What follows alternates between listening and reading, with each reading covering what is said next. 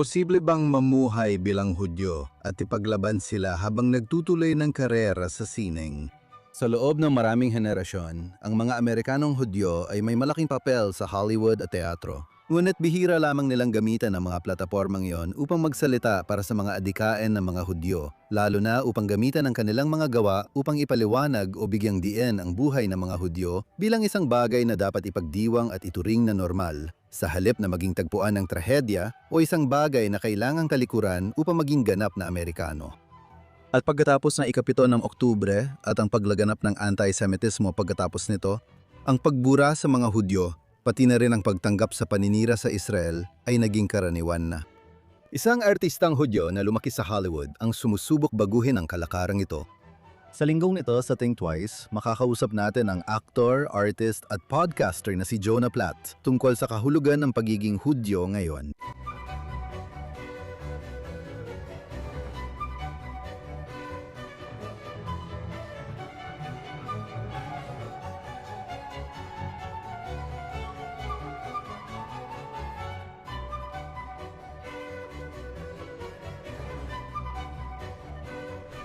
Kamusta? Welcome sa Think Twice! Maigit isang siglo nang malaki ang impluensya ng mga Hudyo sa Amerikanong popular na kultura at halos sila ang nagtatag ng Hollywood. Ngunit kakaunti lamang sa mga gumawa nito o sa mga sumunod sa kanilang yapak ang masasabi nating ginamit ang kanilang kasikatan at impluensya upang makatulong na gawing popular ang imahe ng buhay, Hudyo bilang isang bagay na normal na ginagawa ng mga tao. Ipinagkakita ng Hollywood ang hangarin ng matagumpay na Hudyo na makiisa. Ngunit itinuring na kailangang maglaho ang mga hindi lubusang nakibagay o gustong panatilihin ang kanilang pagkakakilanlan. Ngunit ang pag-atras mula sa pagiging natatanin ng mga Hudyo ay naging simula ng pagtanggap ng American left sa mapanganib na teoryang kaliwa tulad ng critical race theory, intersectionality, at settler colonialism na mali ang pagtingin sa Israel at mga Hudyo bilang mapaniil na puti at Zionismo bilang rasistang pasismo. Pagkatapos ng mga pag-atake ng mga teroristang Palestinong Arabo na pinamunuan ng Hamas sa mga komunidad ng Israel noong Oktubre 7, 2023 at ang kasunod na pandaigdigang pagtaas ng antisemitismo, nawala ang suporta para sa Israel. Bihira marinig mula sa mundo ng sining, kahit sa kilalang mga Hudyo rito, ang galit sa matinding pagtaas ng put sa mga Hudyo o sa mga krimen noong Oktubre 7. May ilang pagbubukod sa patakaran at masaya kaming makasama ngayon ang isa sa kanila. Si Jonah Platt ay aktor, mga awit, manunulat, direktor at producer na kilala sa Broadway, pelikula at telebisyon. Simula Oktubre, 7 ang pangunahing proyekto niya ay ang podcast niyang Being Jewish with Jonah Platt. Lumaki siya sa Hollywood. Ang ama ay matagumpay na producer at aktibo sa mga gawaing Hudyo, habang ang ina ay kilalang aktivistang Hudyo at pilantropo. Tinanggap niya ang tungkulin na itaguyod ang positibong imahe ng pamumuhay ng mga Hudyo at hikayatin ang mas bukas na komunikasyon at pagkatae sa komunidad ng mga Hudyo. Jonah Platt, welcome to Think Twice. Salamat sa pag-imbita sa akin. Salamat sa oras na ibinigay niyo para makasama kami ngayon. Gusto ko simulan sa pagtatanong sa iyo, anong nagtulak sa iyo para mag-focus sa pagiging Hudyo pagkatapos ng ika-7 ng Oktubre? Kapag karamihan sa mga Hudyo sa malikaing sining ay tila ipinagbubunyi ang pag-atake sa Israel o basta na lang nananahimik. Sa totoo lang, gusto kong questionin ang ikalawang bahagi ng sinabi mo. Sa tingin ko, yung ilan na pinakamalalakas ang boses ay parang sila yung sumusuporta. Pero marami kaming mga tao sa Hollywood, pareho mga personalidad sa harap ng kamera, at marami ring nasa likod ng kamera na katulad ko ay mas aktibo na ngayon kaysa dati. At ayokong bawasan ng kredito sa malalakas na mga mandirigmang Hudyong Makabeo na meron tayo sa Hollywood na talaga namang nagpakita sa panahong ito. Pero para sa sarili ko, alam mo, ito na ang pinakamahalagang sandali ng buhay ko, sigurado, at ng ating pinagsasaluhang buhay pagdating sa komunidad ng mga Hudyo. Kung hindi mo yayakapin ang iyong pagkakakilanlang Hudyo at hindi ka tatayo ng matatag para ipagtanggol at ipagmalaki ito ngayon, kailan mo pa ito gagawin? Kaya para sa akin, talagang hindi ito naging isang pagpipilian. Hindi ito isang sinadyang desisyon na, uy, gagawin ko ba ito o hindi? Ano kaya ang magiging epekto nito? Wala namang ganon. Ito talaga ako. Wala nang atrasan. Ang ikapito ng Oktubre ay isang karumal-dumal na pangyayaring hindi pa natin naranasan, lalo na sa buhay ko. At may dalawang paraan para harapin yon. Sa tingin ko, alam mo, may ilan na umatras at may iba naman na humarap sa hamon. At para sa akin, talagang wala nang ibang desisyon. Sinundan ko lang, alam mo, naalala ko ang isang kasabihan ni Mark Cuban kung saan sinabi niya, huwag mong sundan ang iyong mga pangarap, sundan mo ang iyong pagsisikap. Palagi iyong tumatak sa akin at ang pagsisikap ko ay nagdala sa akin dito. Dito talaga natural na napupunta ang oras at enerhiya ko.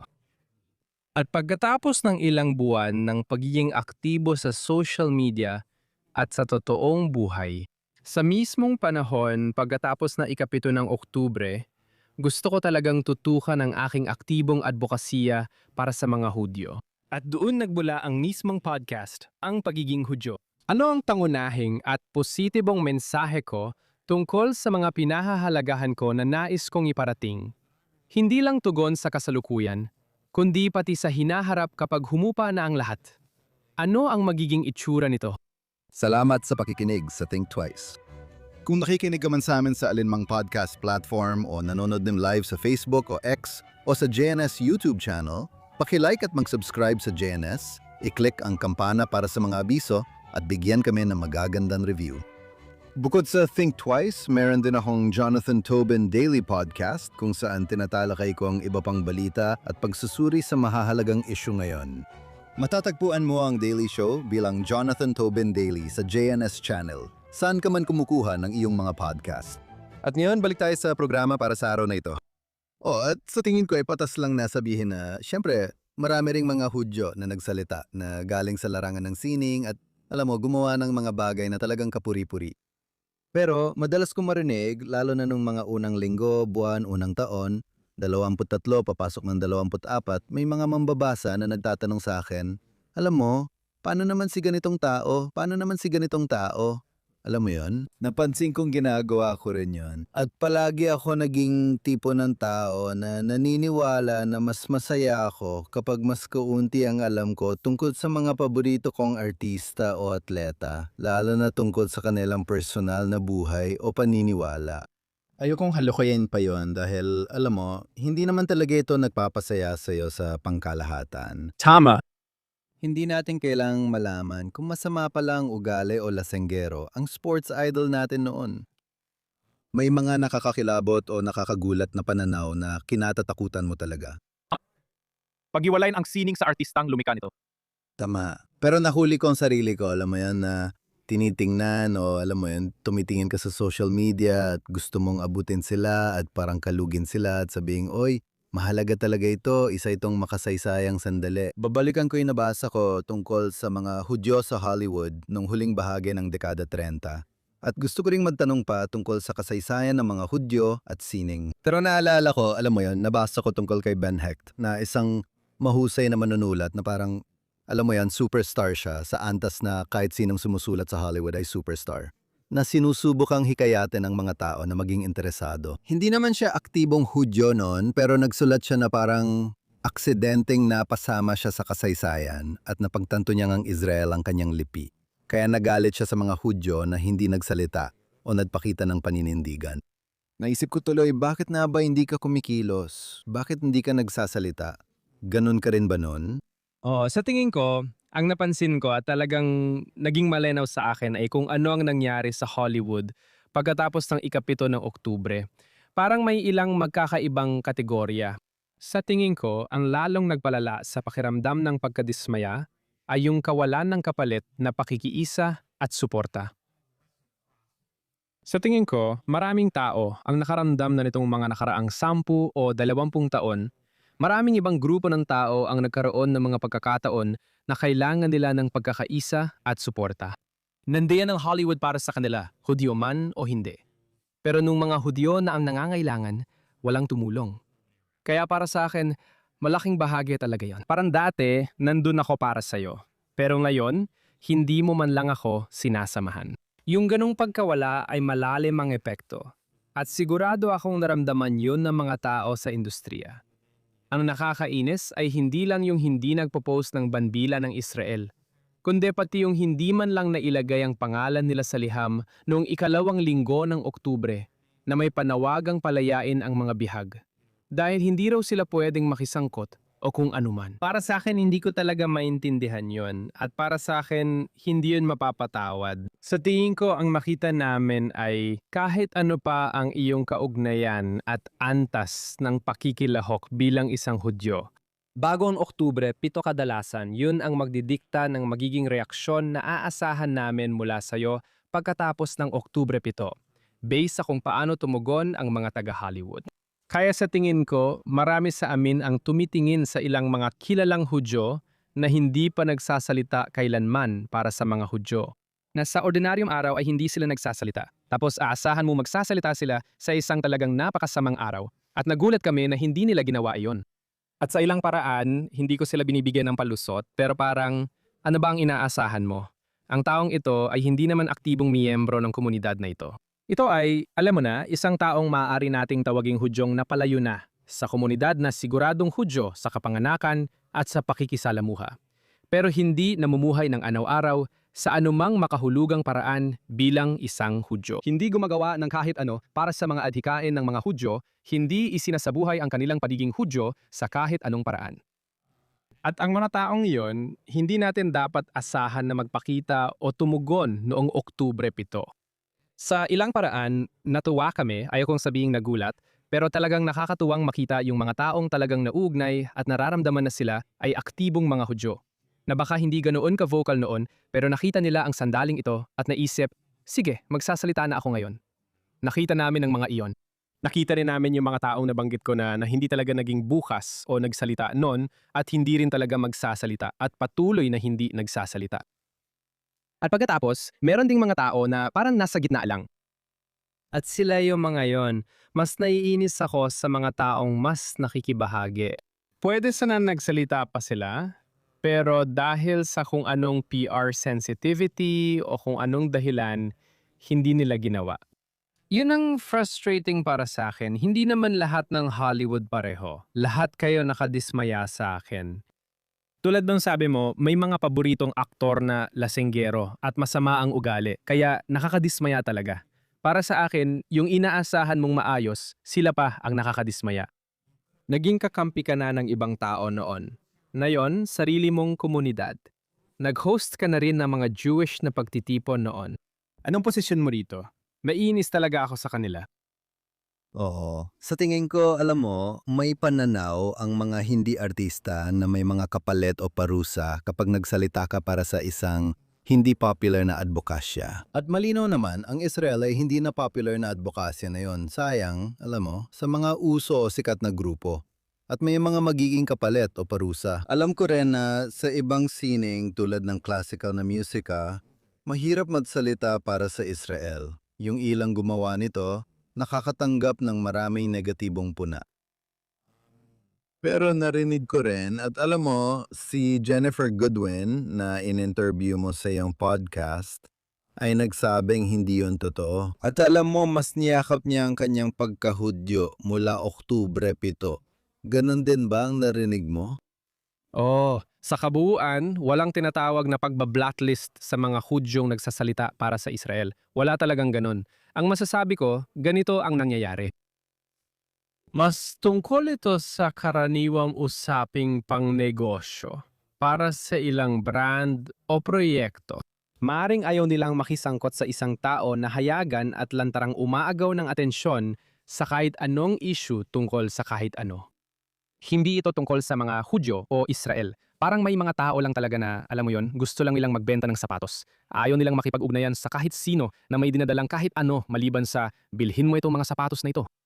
Tulad ng aktres na gumanap bilang Snow White. Parang ganun sitwasyon. Alam mo, siya yung sinisi sa pagbagsak ng isang pelikula na malamang babagsak din naman talaga kasi naging masyado siyang maingay, alam mo yan, sa kaliwa.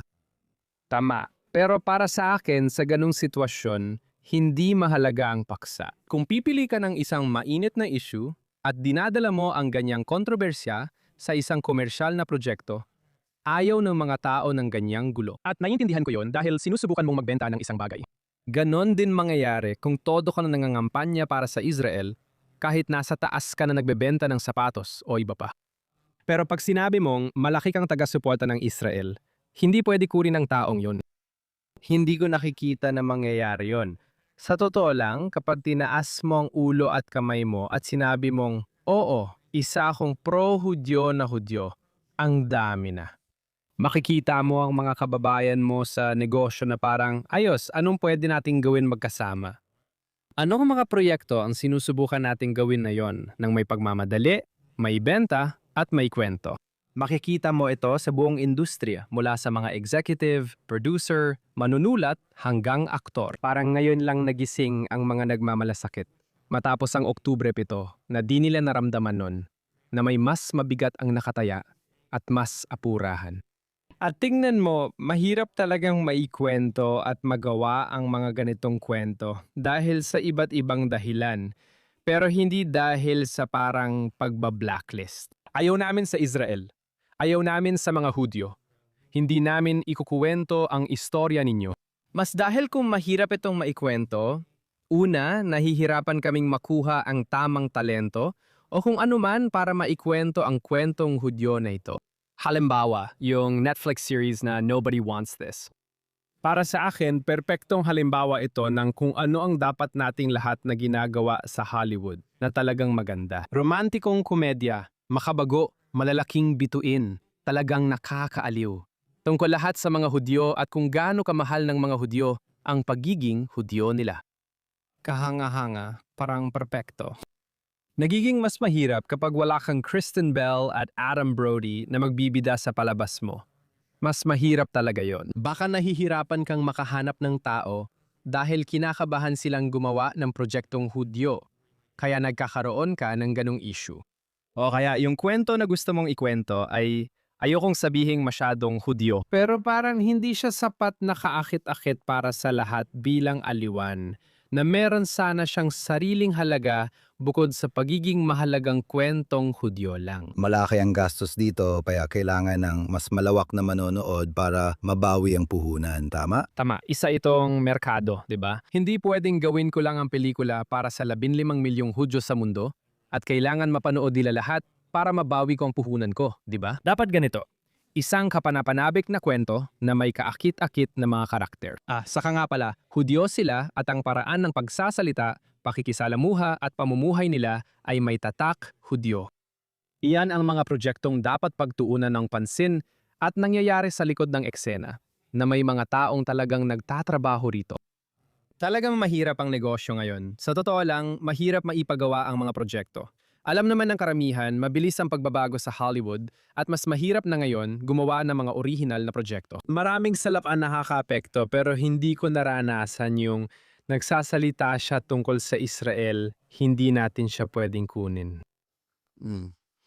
Dayan ang nabanggit ko, malinaw na mahalaga ang papel ng mga Hudyo sa paglikha ng Hollywood, industriya ng pelikula at telebisyon. Kami ang lumikha nito. Oo, tama. Kahit na nung una, ayaw talakayin ng Museum of Hollywood ang tungkol doon, pero isantabi na lang natin yon. Pero ang paglalarawan ng buhay ng mga Hudyo, maliban sa pagiging kakaiba, biktima o grupong sabik makiisa sa nakararami, ay hindi talaga komportable o interesado ang karamihan sa mga Hudyo sa Hollywood na ipakita. Alam mo, habang ang mga antisemitiko ay laging sabik na ilarawan ng Hollywood bilang isang institusyong Hudyo, ang mga Hudyo sa Hollywood noong ginintuang panahon ng Hollywood ay gusto nilang maging kahit ano maliban sa mga kinatawan ng mga Hudyo o kahit maging tagapagtanggol nila. Gaya ng sabi ko, tulad ng natuklasan ni Ben Heck noong dekada 30, malinaw na iba na ang Hollywood ng dekada 20 ngayon.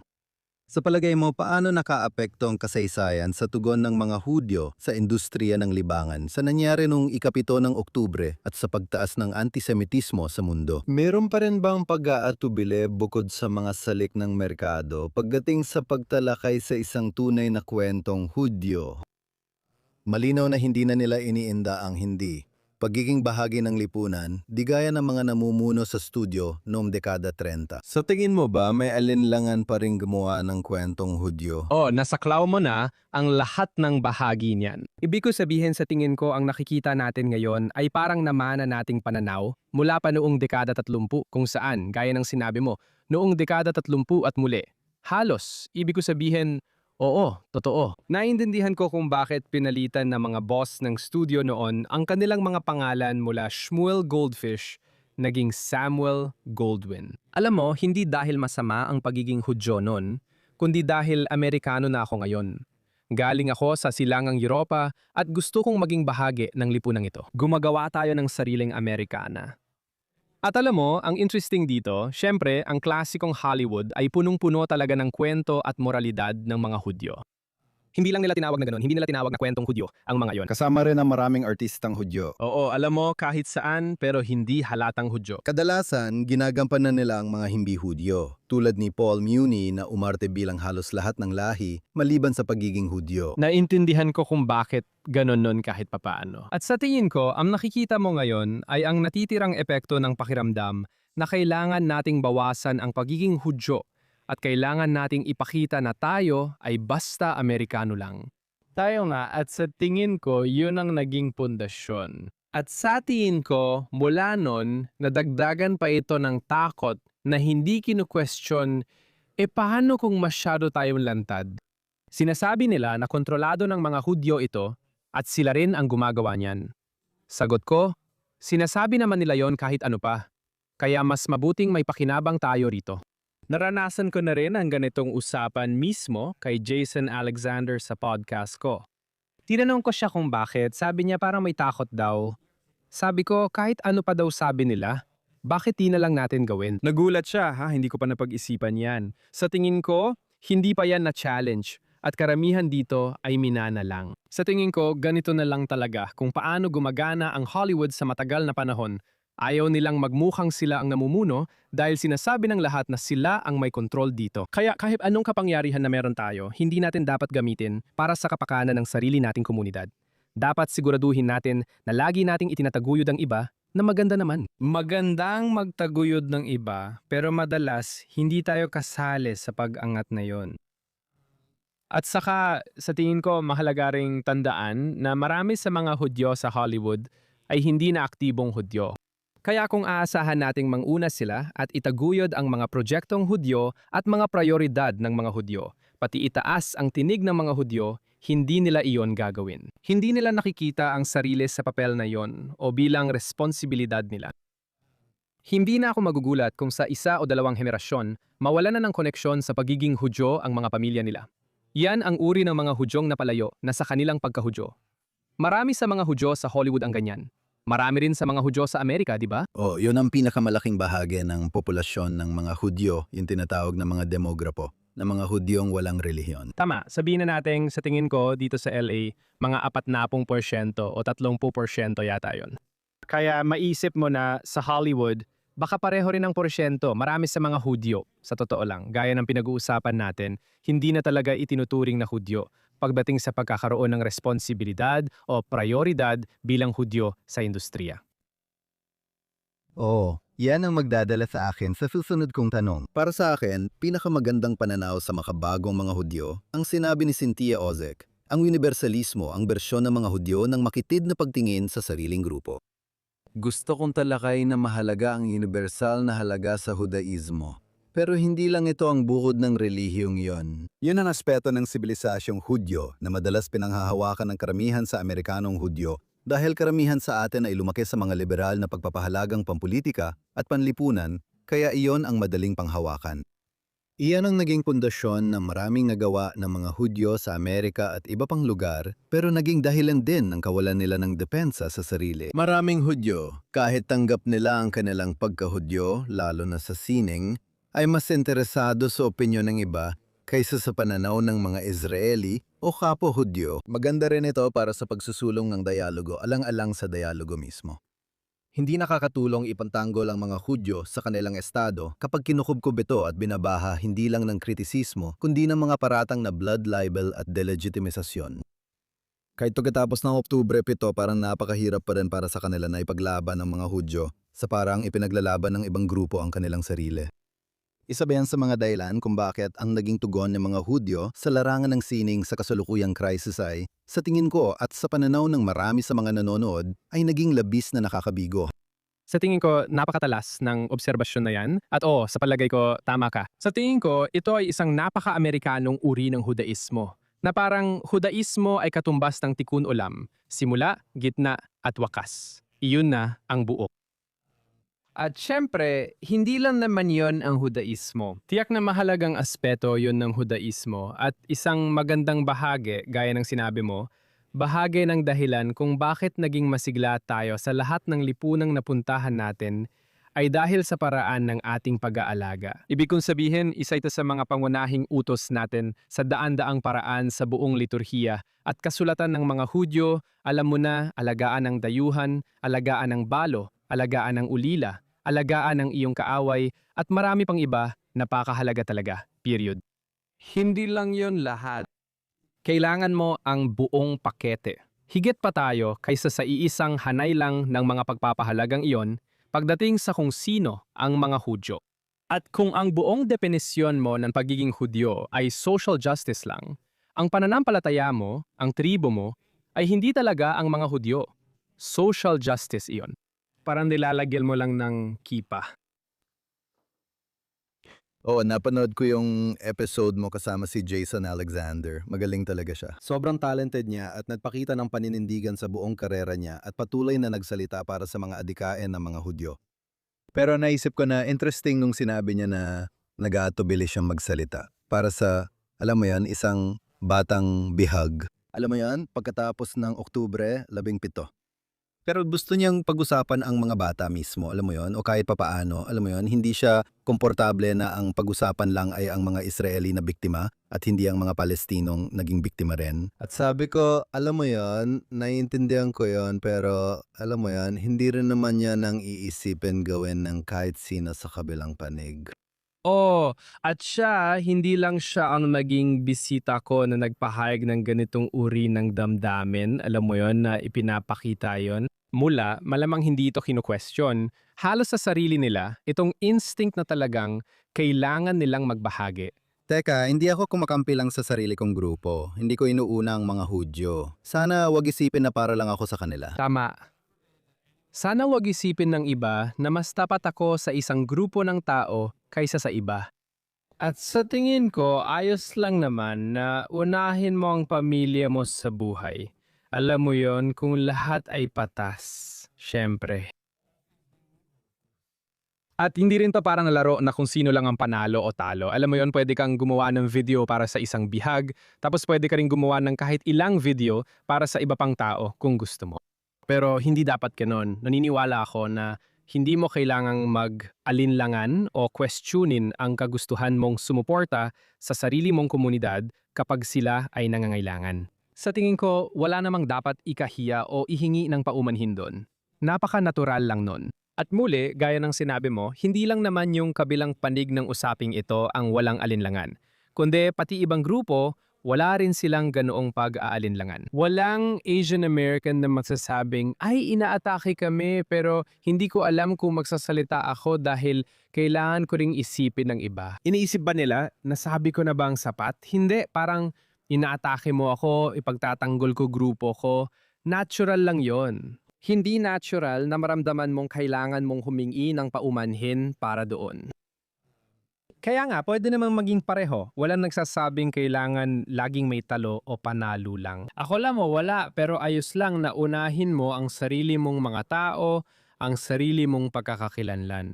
Natural lang yun. Ganun talaga tayo. Wala namang masama doon.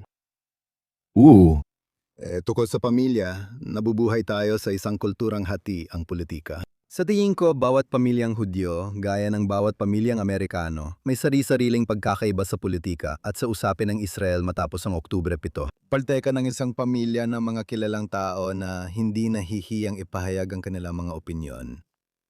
At hindi ko naman gustong katinang masilang usapin, pero ang kapatid mong si Ben ay naghayag ng isang pampublikong paninindigan tungkol sa Israel na ibang-iba sa sarili mong paninindigan. At maging sa paninindigan ng inyong mga magulang, kung may dadagdag ko lang.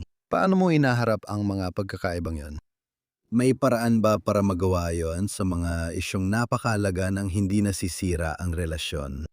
Kahit magkasundo kayong, huwag pag-usapan ng ilang bagay. Sa tingin ko, lahat tayo ay may pamilya at tuwing Thanksgiving o Passover, nariyan pa rin ang kasunduang huwag muna pag-usapan ng politika. Kung walang kasunduang, huwag muna pag-usapan ng politika. Pwedeng magkaproblema. Pero kung hindi ninyo na pag-uusapan ang mga bagay na mahalaga sa inyong dalawa, pwedeng magdulot ng hindi pagkakaunawaan ng katahimikan, parang pagtatalo rin. Tama. Kaya sa tingin ko, tulad ng mga tanong mo, halos nasasagot mo na rin ang sarili mong mga tanong. Dahil ang galing ng mga ito, Jonathan. Napakahudyo talaga na sumagot ng tanong gamit ang isa pang tanong. Oh, alam mo, tama ka talaga dyan. Kung ano man, kapag may relasyon kang mahalaga sa'yo at may hindi pagkakaunawaan o pagkakaiba, kung gusto mo mapanatili ang relasyon na yon, kailangan unahin mo ang relasyon. Kapag inuna mo ang relasyon, ibig sabihin ay pakikipag-usap. Ibig sabihin nito ay kausapin siya ng ganito, "Uy, mahalaga ka sa akin." Linawin ko lang, gusto ko siguraduhin na nagkakaintindihan tayo. Mahal kita. Hindi tayo nagkakasundo rito, pero ikaw pa rin yan at ako pa rin ito. Pwede nating pag-usapan ito. At sa tingin ko, mahalaga lang na magkaroon ng ganung pag-uusap. Alam mo, napag-usapan ko na rin sa palabas ko kung paano magkaroon ng mga malalim at mahahabang pag-uusap. Kailangang maging malalim at mahaba ang mga pag-uusap. Hindi ito, alam mo na, yung klase ng relasyon na sinasabi ko ay hindi para sa dating kasama mo sa kwarto ng kolehiyo na paminsan-minsan mo lang tinutweet. Iba yan. Ang palatandaan ko ay kung hindi mo naman talaga gusto makipagkita sa taong ito, maliban lang sa pag-aaway tungkol sa Israel o iba pa, hindi ito ang relasyong dapat paglaanan ng oras, ayusin na yon. Pero kung siya ay isang tao na gusto mo talagang makita at makasama pa rin, puntahan mo siya at makasama mo siya. Bigyan mo ang sarili mo ng espasyo. Magkaroon kayo ng pag-uusap kung saan ligtas at tapat ninyong mailalabas kung saan kayo nanggagaling. At kapag natapos na kayo doon, hindi naman ibig sabihin na mababago ninyo ang isip ng isa't isa. Kadalasan, hindi agad magbabago ang isip ng tao sa isang usapan, pero naunawaan ninyo ang pinanggagalingan ng isa't isa. Kaya masasabi mong, naiintindihan ko. Mukhang hindi naman talaga baliw o halimaw ang taong ito. Alam nila na hindi ako baliw, na pumapabor sa helosidyo, taliwas sa kinatatakutan nila. Sa totoo lang, pareho lang tayong tao na may magkaibang pananaw, anuman ang dahilan. Pwede na tayong magpatuloy sa buhay. Kung gusto pa nating pag-usapan ito, pwede rin, pero hindi kailangan. Malamang hindi na namin pag-uusapan kasi alam mo na, alam namin hindi kami magkasundo. Mas gusto naming mag-enjoy na magkasama, gaya na nakasanayan namin, at mapanatili ang relasyon na yon. Pero alam namin na bukas ang daan at wala nang mga nakatagong pagdududa, mga nakatagong tensyon, mga nakatagong hinala na ano kaya ang iniisip ng taong ito? Ano kaya ang sinasabi niya sa likod ko? Ano kaya talaga ang opinyon niya tungkol dito? Kasi nailabas mo na, kaya pwede mo na itong kalimutan at ipagpatuloy ang buhay nang hindi mo na kailangang akuin ang emosyonal na responsibilidad sa iniisip ng tao. Responsibilidad mo lang na panatilihin ang relasyon mo sa taong mahalaga sa'yo. Kaya sa tingin ko, hindi lang ito posible gawin sa kahit anong malaking hindi pagkakaunawaan, sa kahit sinong mahalaga sa'yo, kundi napakahalaga rin talagang gawin ito. At alam mo, nakakagamot at nagbibigay buhay talaga ang paggawa niyan. At tingnan mo, ulitin ko lang, kailangan pa rin ng dalawang tao para magkaayos, tama ba? Kaya ibig kong sabihin, kung may isang tao talaga na, alam mo yon, talagang napunta na sa sobrang mapanirang direksyon, na talagang inaatake ka nila at ayaw ka na nilang makasama at nagsasabi sila ng masasamang bagay tungkol sa'yo. At alam mo, hindi mo na kailangan yon. Kaya ang isang relasyon ay gumagana lang kung pareho kayong gusto talagang magkaroon ng relasyon. Sa kabutihang palad, hindi ko ito naranasan, pero marami akong kilala at sigurado akong meron ka rin. Kadalasan, marami ring Hudyo ang may kakilala o sila mismo ang nakaranas dito. May mga malungkot na kwento ng matatalik na magkaibigan na biglang napuputol ang relasyon dahil lang sa susuportahan mo ang Israel tapos ka na sa akin. Sa kasamaang palad, hindi ko maisip kung paano nangyayari ito. Sobrang lupit nun. Wala ka namang magagawa doon. Kung may masamang tao, sila na yon. At konsensya na nila kung makakatulog sila sa gabi o hindi. Sana nasa punto ka na, inuuna mo ang relasyon kaysa argumento o laman ng usapan at inuuna mong ipakita ang pagiging bukas mo. Hindi ito tungkol sa layunin na baguhin ang isip ng isa't isa. Ang tanging layunin ay kung paano natin maunawaan ang isa't isa at manatiling konektado sa relasyong mahalaga sa atin. Sa pangkalahatan, umaasa ako na mapanatili mo ang relasyon na iyon.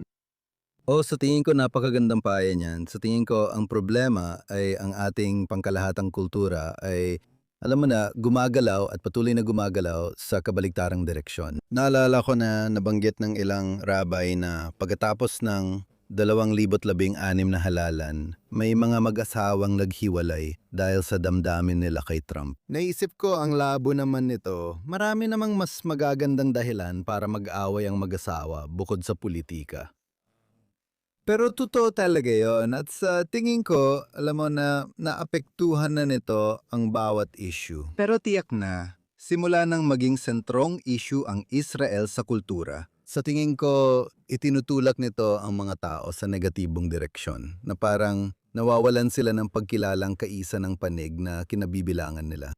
Kung hindi sila galit sa mga kamag-anak o malalapit sa kanila kapag hindi magkasundo. Oo, isa itong maling realidad, di ba? Pero ganyan ang social media at ganyan na rin ang malaking bahagi ng buhay natin ngayon.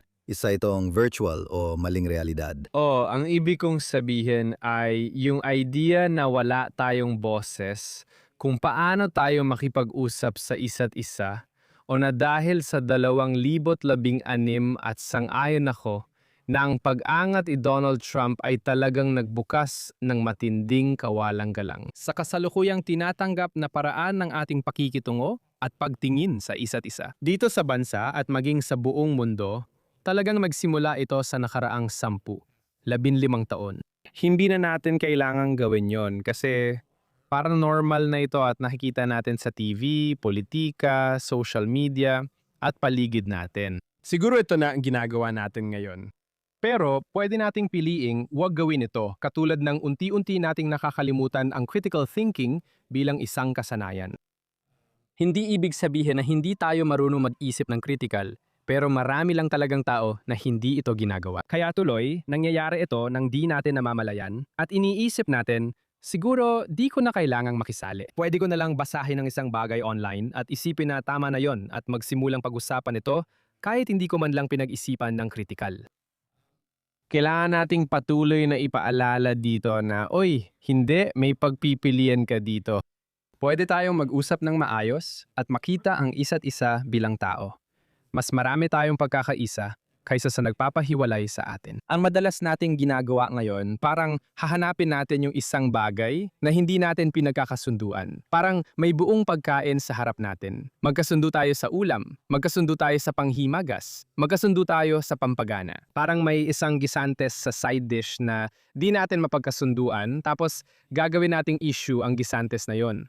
Kapag di tayo nagkaayos, tapos na tayo.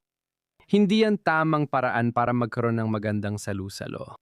At parang iniiwasan natin ang responsibilidad natin doon. At pwede naman natin piliin na kumilos ng mas may respeto at mas positibo sa paraang tunay na nakakabuti. Sa halip na sumabay lang sa agos at hayaang mauwi ang lahat sa mapanirang pananalita, pagkakawatak-watak at polarisasyon. May pagpipilian tayo at pwedeng magdesisyon. Hindi likas na kailangang magkawatak-watak at magkapuutan ng mga tao. Walang nagsabing ganito dapat mangyari. Oo, ganun na talaga ang kultura na yan. Dati ako may debate program kasama ang kaibigan ko si JJ Goldberg, dating editor ng Forward. Gumagawa kami noon ng mga debate tungkol sa kaliwa at kanan. Magkaibigan kami ni JJ Goldberg kaya magandang usapan namin. Nag-ikot kami sa Hilagang Amerika, pati sa Yershu kung saan naroon si Rabbi Wolpe. Madalas kami makatanggap ng tanong pero nakakatawa dahil nagtatalo kami tungkol sa Israel at iba pang bagay. At sa huli, pinaalala namin sa mga tao na mas marami silang pagkakapareho kaysa sa mga bagay na naghihiwalay sa kanila. Kadalasan sinasabi ng mga nanonood na hindi naman daw kayo ganong nagkakaiba ng pananaw. At alam mo, sasagot kami pero nakikinig ba talaga kayo? Lagi kami magkakontra pero tono ang tinitingnan nila.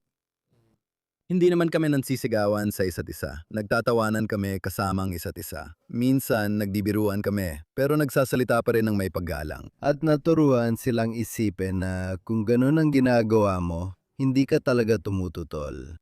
Tama, parang kalamnan na di na natin nagagamit pero meron tayo at may kakayahan tayo. Palagi na natin itong dala. Sabi mo nga, pinapayagan tayo ng kultura na hayaang humina ang kalamnan na yon. Kaya kailangan lang nating patuloy na hikayatin ng ating mga kapwa, lalaki man o babae, at mga miyembro ng komunidad na gamitin ang kalamnan na yon. Hindi lang dahil masarap sa pakiramdam o dahil ito ang tama. Mas mabuti ito para sa lahat. Ang ganda ng karanasang ito. Walang masamang epekto. Walang masamang epekto.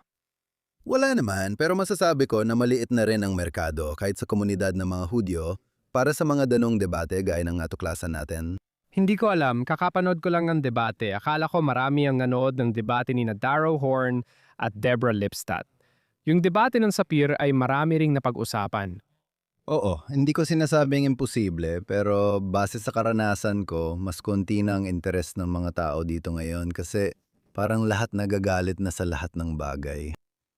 Hayaan mo munang ituloy ko sa susunod kong tanong tungkol sa pagbibigay prioridad sa relasyon at pamilya kapag may hindi pagkakaunawaan sa loob mismo ng pamilya. Saan ba tayo magtatakda ng hangganan bilang komunidad? Madalas mo nang binibigyang diin ng kahalagahan ng pagiging intrusibo. Pero maaaring ang sagot dyan ay kung ang ipinaglalaban ng natin ay pagiging inklusibo, ibig sabihin wala talaga tayong pinaninindigan. Saan dapat magtakda ng hangganan ang komunidad? Sa aking karera bilang mamamahayag, natutunan kong lahat ay gustong magtakda ng hangganan. Pero magkakaiba kung saan ito nilalagay. Malinaw na malawak ang tanong na ito. Sa tingin ko, kahit may mga hangganan na inilagay, at syempre, gaya ng sabi mo, may hangganan talaga para sa lahat ng bagay, dapat laging bukas ang pinto.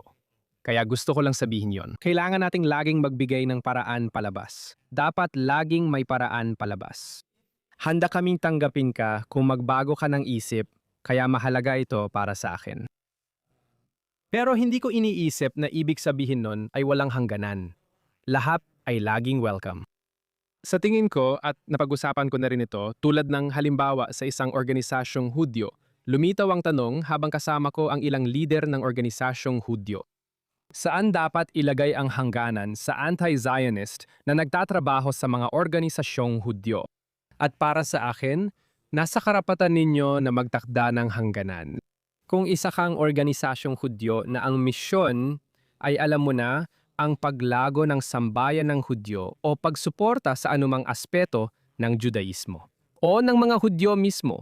Kung tutol ka sa pag-iral ng bayan ng mga Hudyo, hindi ito ang organisasyon para sa iyo. Pagpalain ka ng Diyos. Subukan mong magtrabaho sa ibang lugar kung gusto mo. Kung magbago isip mo, may trabaho para sa iyo rito. Dumalo ka sa pagsamba kung gusto mo. Hindi mo kailangang magtrabaho dito. At sa tingin ko, ayos lang yon. Wala namang problema doon. Sa palagay ko, kailangan talagang magtakda ng mga hangganan na ganyan. At sa loob ng inyong sinagoga, alam mo, kusa nilang ilalagay ang mga sarili nila sa tamang lugar. Alam mo, kung nasa isang sinagoga ako na ginagawa namin ang panalangin para sa Estado ng Israel at ipinagdarasal namin ang mga sundalo ng Israel tuwing weekend, kung ikaw ang nagpapailang sa iba tungkol doon, o kung ikaw mismo ang naiilang doon, ikaw na mismo ang magtatakda ng hangganan kung gusto mong umalis o hindi. Hindi ka kailanman sasabihan ng sinagoga na umalis. Laging bukas ang pinto. Pero ikaw, O dapat lang naman na ganon. dapat lang naman na ganun. Ikaw ang magpapasya para sa sarili mo. Hindi na ako pwedeng manatili dahil iba ang tinapahalagahan ko. Ikaw rin ang magtatakda ng hangganan mo. Kung hindi ito para sa'yo, pwede kang umalis ng may basbas ng Diyos at pumunta sa ibang lugar. Nandito lang ito kung magbago ang isip mo. Para sa akin, iyan ang tamang pag-uugali. Nandito kami kung sakaling magbago ang isip mo.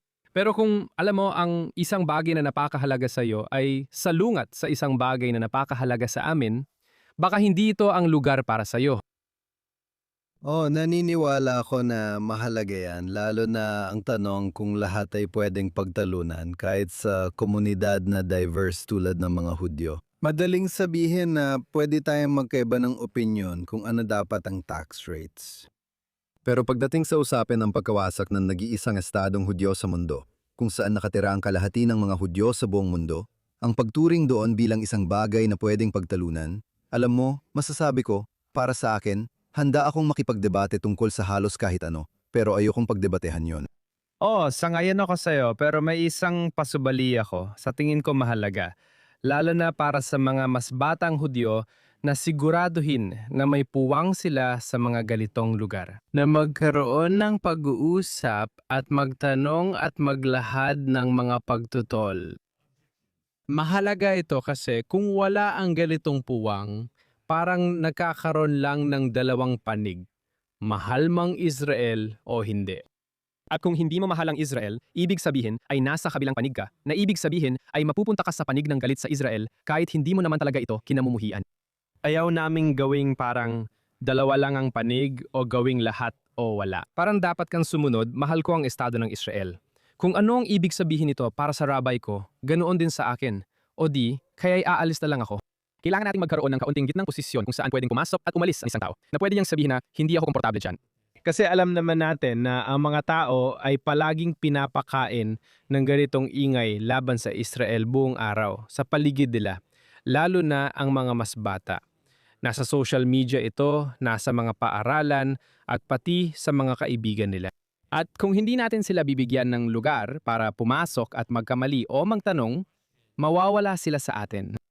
Sa tingin ko, mahalaga na gumawa tayo ng ganitong espasyo. Para maging patas, may matatanda rin ganito. Mga matatanda na, alam mo yon, hindi nakatanggap ng edukasyon at ngayon ay nakakatanggap ng pareho. Alam mo yan, sabay silang natututo kasama ng mga anak nila ngayon at pareho rin ang natatanggap nilang impormasyon. Kailangan natin tiyakin na may espasyo para maipahayag nila ang kanilang mga alalahanin.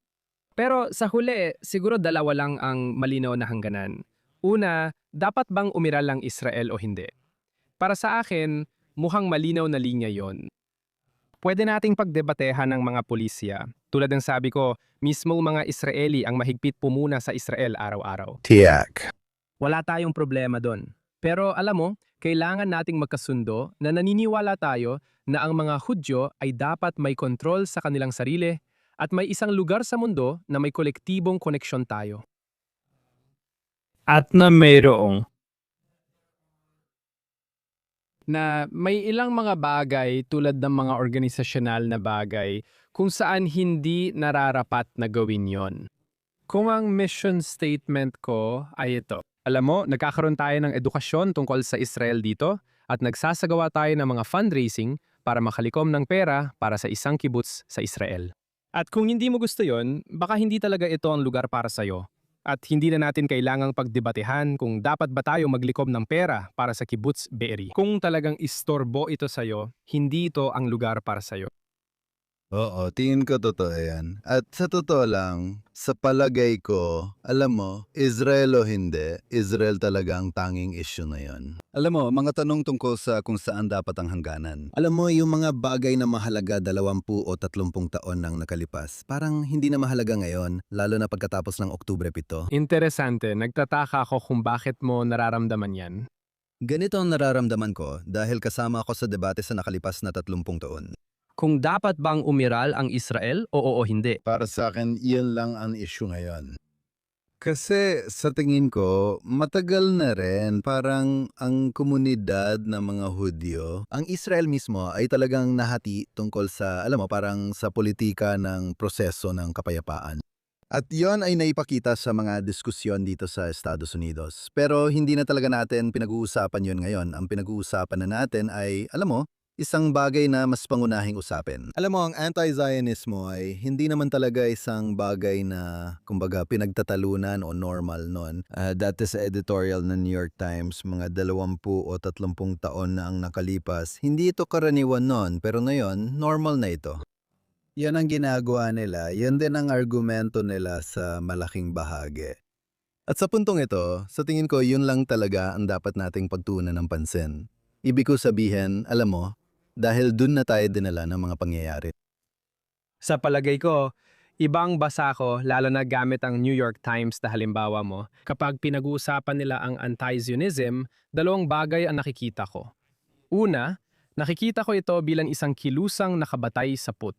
At wala talagang makabuluhang antas ng intelektual na debat o diskurso na nangyayari. Alam mo, ito ay pagkamuhi sa mga Hudyo na nakabatay sa panimirang puri, gaya ng ginawa ng mga Soviet noong nakaraang siglo. O ito ay isang uri ng maling pagpapakahulugan sa Sionismo, na para bang ito ay nangangahulugan ng pamumuno ng gobyernong kanan ni Bibi Netanyahu at ipinapantay ang buong Israel doon.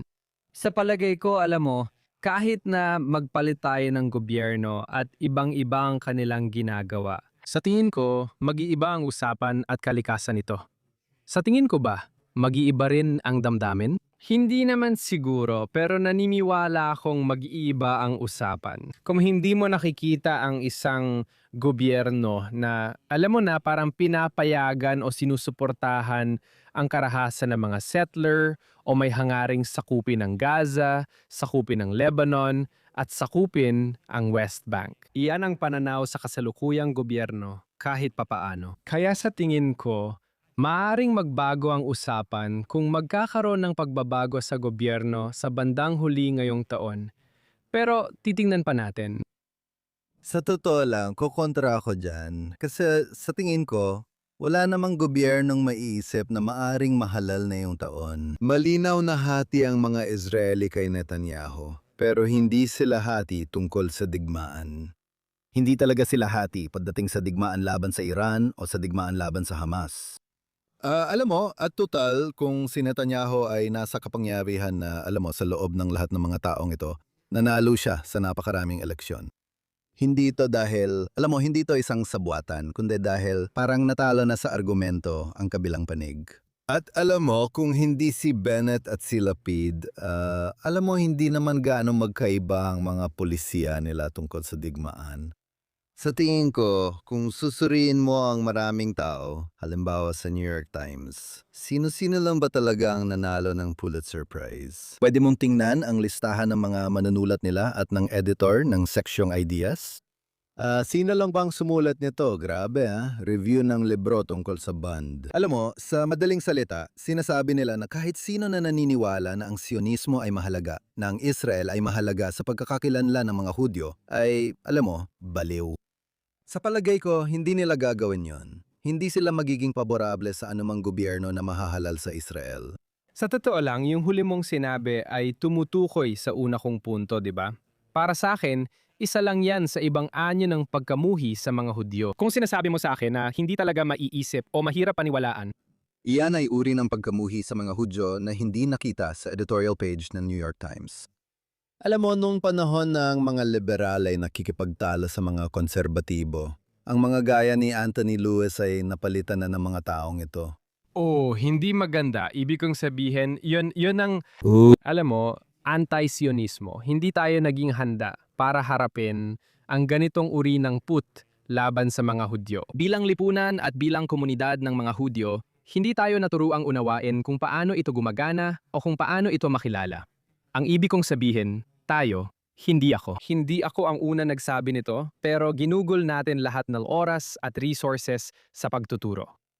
Ang put sa mga Hudyo ay katumbas ng Holocaust, alam mo yon? Parang ganun ang itsura nun, yun. Alam ko kung paano makilala ang Nazi. Pero kung hindi ka Nazi, hindi ko alam kung galit ka sa mga Hudyo o hindi. Hindi tayo naglaan ng oras, pera at resources sa pagtuturo. Halimbawa, ang anti-Semitismong Soviet at ang anti-Sionismo at kung ano ang itsura nito at kung paano mismong mga Hudyo sa loob ng Soviet Russia ay nagamit para buwagin ang sarili nilang mga institusyon. At wala tayong ganong kaalaman, wala tayong kakayahan na makilala ang mga pattern, kaya nangyayari ito ngayon sa loob ng mga panlipunang pamantayan na siyang paraan kung paano kadalasang gumagana ang put sa mga Hudyo. At tayo ay humahabol pa lang ngayon. Sa tingin ko, napakahalaga ng puntong yan. Hayaan mong bumalik muna ako sandali sa mga pelikula, o kahit papaano ay isang bagay na may kaugnayan sa pelikula. Isang tanong tungkol sa pelikula ngayong 2024. Kasama ka ba sa grupo ng mga manlilikang Hudyo na gumawa ng liham laban sa bagong Oscars rules ng Academy of Motion Picture Arts and Sciences? Tungkol sa inklusibidad, hinihiling na maisama ang mga Hudyo sa mga underrepresented na grupo na sakop ng mga patakarang ito. Sa tingin ko, hindi kaya masyadong umusad doon, pero maaari mo bang sabihin sa akin kung mali ako tungkol doon? Pero kaya ba ng DEI? Nasa praktika, kahit na iniisip ng ilan na totoo ito sa teorya, itinuturing ang Israel at mga Hudyo bilang mga puting ng aapi na siyang ugat ng dahilan kung bakit maraming progresibo ang tumalikod sa Israel.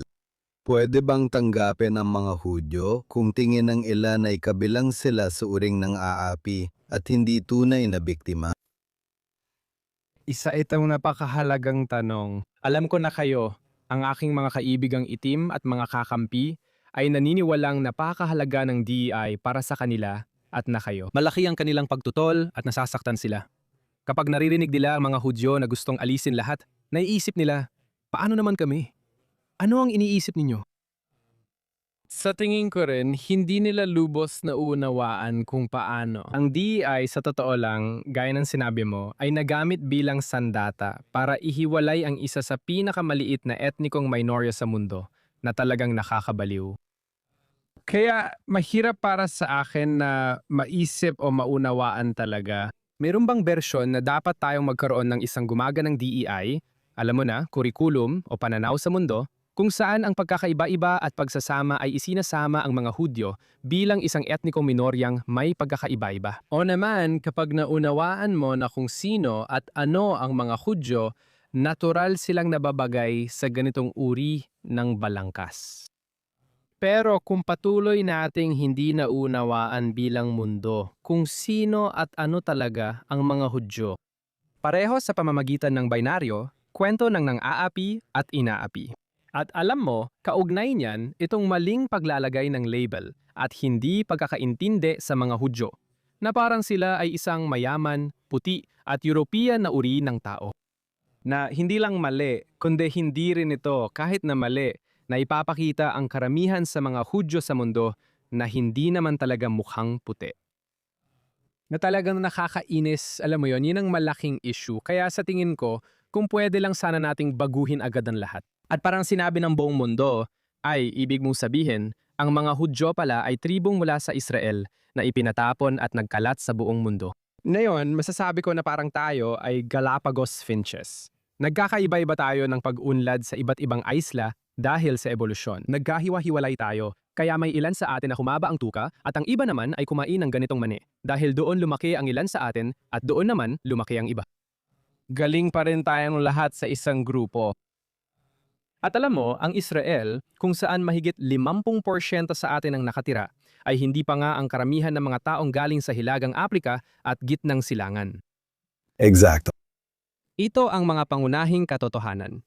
Kung naintindihan ng mga ito, sana ay naisama sa DEI. Sa tingin ko, iyon ang talagang kulang. Hindi ko iniisip na ang DEI mismo ay hindi na maayos o sira na bilang mekanismo. Ang problema ay kung paano naunawaan ang mga Hudyo, yon ang sira. At kung maayos natin yon, maraming ibang bagay ang maaring sumunod at mapunta sa ayos. Sa paglalakbay mo bilang Hudyo, anong pinaka-nakagulat mong natutunan tungkol sa mga kapwa-artista at paano sila nakitungo sa mundong matapos ang Oktubre 7? Ano rin ang pinaka-nakadismaya sa iyo? Ay grabe, malaking tanong yan. Unahin ko ang pangalawa dahil mas madali siguro yon. Ang ibig ko sabihin, siguro ang patuloy na nakakadismaya sa akin ay ang mga tao na iniiwan ang kanilang responsibilidad sa panahong ito. At alam mo, nakakainis talaga sa akin yon. Hindi ko naman iniisip na lahat ng tao sa mundo ay kailangang umakyat sa tuktok ng bundok at sumigaw gamit ang megaphone tungkol sa mga Hudyo at ipaglaban ang mga Hudyo. Sa tingin ko, dapat maging ambassador ang bawat isa para sa mga Hudyo sa sarili nilang buhay at saklaw ng impluensya ngayon. Dapat gamitin ng tao ang kanilang kakayahan, passion at impluensya. Gamitin mo ang Venn diagram na yon at doon ka dapat magkaroon ng epekto. Alam mo, parang may kaunting pakiramdam ng pribilehiyo at katamaran kapag hindi ka tumugon sa panahong ito at sasabihin mo na, alam mo, Bahala na yung ibang tao dyan. Ako, alam mo, nandito lang ako, tahimik lang, ginagawa ko lang ang dapat gawin, habang yung iba, alam mo, sila na lang ang lumalaban para sa akin. Kaya medyo nakakadismaya yun. Sana lang, mas maraming tao ang makaramdam ng personal na pananagutan. Ganun talaga ang sangkatuhan, di ba? Sa bawat panahon, may mga taong humaharap sa hamon at may mga hindi. Ganyan tayo bilang uri. Nakita natin yan noong dekada 30, nakita na natin yan sa bawat pagkakataon at nakikita na naman natin yan ngayon. Pero masakit pa rin. At pagdating sa pagkabigla, anong nagulat sa akin? Siguro nagulat ako sa, ewan ko, kung may masasabi ako, siguro kung gaano kapositibo ang naging resulta. O kung paano, siguro pati kung gaano nagugulat ang mga tao na malaman kung gaano kapositibo ito, nakakagulat din para sa akin. Madalas akong gumawa ng bagay na natural at nakakabuti para sa akin. Tapos, sasabihan pa ako ng, ay, ang tapang mo naman. At ako naman, kailangan ko pang pag-isipan sandali. At ang naiintindihan ko doon ay mukhang matapang para sa'yo dahil may takot ka tungkol doon. Pero para sa akin, wala namang takot. Kasi, alam mo, mas matatakot pa akong mabuhay na nagtatago o yung may pagsisisi. 20 taon mula ngayon at kapag milingon ko, masasabi ko, ay grabe, dog pala ako noon. O kaya, alam mo yon, tinalikuran ko ang responsibilidad ko o nabuhay ako sa kasinungalingan tungkol sa kung sino talaga ako para lang maging komportable ang ibang tao. Para sa akin, mas nakakatakot yon kaysa maging totoo sa sarili ko. Alam mo yon, 24 na oras sa isang araw. Hindi nakakatakot yon para sa akin. Para sa akin, nakakalaya yon. Para sa akin, magaan sa pakiramdam yon. Para sa akin, tama yon. Para sa akin, natural yon. Talagang hindi ko nararamdaman at hindi ako nagyayabang dito. Wala talagang pakiramdam ng katapangan para sa akin dito. Para sa akin, ang totoo niyan ay lumalayo ako sa mga bagay na kinatatakutan ko, tulad ng pagsisisi o pakiramdam na nabigo ko ang sarili ko o ang pamilya ko, o nagkamali ako sa panahon na kailangan ng integridad. Mas nakakatakot yon para sa akin. Kaya siguro nagugulat ako na hindi pala ganon ang iniisip ng lahat. O talagang nakaka-relate ako dyan. Sigurado akong ganun ka nga. Sino ang mga Hudyo na inaangaan mo ngayon? Maraming tao ang nagbibigay inspirasyon sa akin. Talagang dahil ito ay isang panahon na kailangan ng tulong ng lahat, hinahangaan ko ang bawat Hudyo na tumutugon sa panahong ito. Totoo. Kahit na ikaw ay isang random na Hudyo sa Iowa na, alam mo yon, hindi naman aktibo bago ang 7 ng Oktubre. At ngayon ay nagsisimula ka ng isang Jewish book club para sa 10 Hudyo sa inyong county. Para sa akin, napakahalaga at kamangha-mangha iyon. Sa tingin ko, ganyan natin malalampasan ang panahong ito sa tulong ng mga taong gumagawa ng ganoon. Kasapi ako ng National Young Leadership Cabinet ng Jewish Federation na nagtitipon ng mga nasa 400 Hudyo na nasa edad 30 at 40 mula sa iba't ibang panig ng bansa. At talagang humahanga ako sa mga kasamahan ko sa grupong iyon. At alam mo, isa ako sa kakaunti lang talaga, na talagang ang trabaho ko ay nasa larangang Hudyo. Ito ay mga taong may regular na trabaho at iba pa, pero tinatanggap nila ang responsibilidad sa panahong ito. Gusto nilang maging bahagi ng isang organisasyon na sumusuporta sa buhay ng mga Hudyo, kung saan tumatanggap sila ng mga tungkulin sa pamumuno, kung saan aktibo silang nakikilahok sa kanilang komunidad at sa kanilang pagiging Hudyo. Talagang nakaka-inspire yan para sa akin. Kaya kahit sino, ano man ang antas, ano man ang klase ng mikropono na meron ka, malaki man o maliit, nai-inspire ako sa kanila. Ang talagang nakaka-inspire sa akin ay ang mga taong nagsasabing hinani. Magandang punto yan at magandang punto rin yan para tapusin natin dito. Jonah, maraming salamat sa pagsama sa amin ngayon. Paano ka masusubaybayan ng mga manonood at tagapakinig pati ang iyong mga ginagawa at saan nila mapapakinggan o mapapanood ang iyong podcast? Salamat sa tanong. Mapapakinggan ang Being Jewish with Jonah Platt sa Apple, Spotify, Amazon at iba pang podcast platforms. Available din kami sa YouTube. Nasa Jewish Broadcast Service kami sa TV primetime tuwing Webes ng gabi at nire-replay buong weekend. Makikita ang lahat ng detalye sa aming website, beingjewishpodcast.com. Sundan ako sa lahat ng social media, @Jonah Platt o @BeingJewishPodcasts. Ayos yan, gusto rin namin pasalamatan ng aming mga tagapakinig. Huwag ninyong kalimutang makinig araw-araw sa Jonathan Tobin Daily Edition na mapapakinggan ninyo sa kahit anong podcast platform. At kung nakikinig man kayo sa amin sa alinman sa mga yon, o nanonood ng live sa Facebook o X o sa JNS YouTube channel, Paki-like at mag-subscribe sa JNS. I-click ang kampana para sa biso at bigyan kami ng review. Sumulat sa thinktwice@jns.org at sabihin kung saan kayo nanonood o nakikinig at ang inyong opinyon. Tandaan, magbasa at mag-isip para sa sarili. Magkita tayo muli sa susunod na linggo.